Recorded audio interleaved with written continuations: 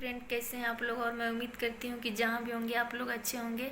और प्लीज़ आप सबके बीच में आज मैं एक नया सॉन्ग गाने जा रही हूँ जो आप लोग को पसंद ज़रूर आएगा। अगर ना पसंद आए तो कमेंट में ज़रूर बताना कि ये गीत आप लोग को कैसा लग रहा है। प्लीज़। ऋतु हरा से पूछे रे लगड़िया रे, कब आई है हमारो सवरिया रे है।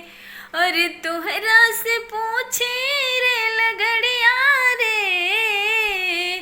कब आई है हमारो सवरिया रे हो।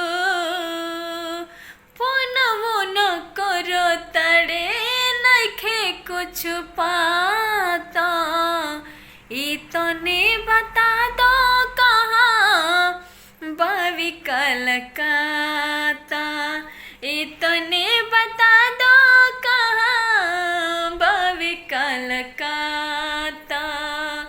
वादा करके गईले फोन हम करम, वादा करके गईले फोन हम करम।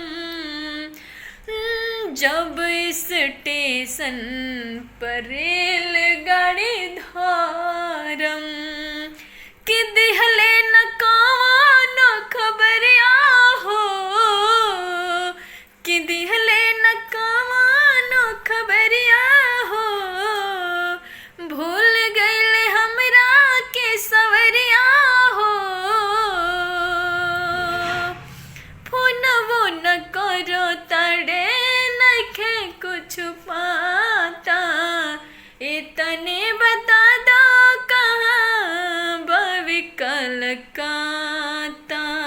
इतने बता दो कहाँ बावी कलकत्ता।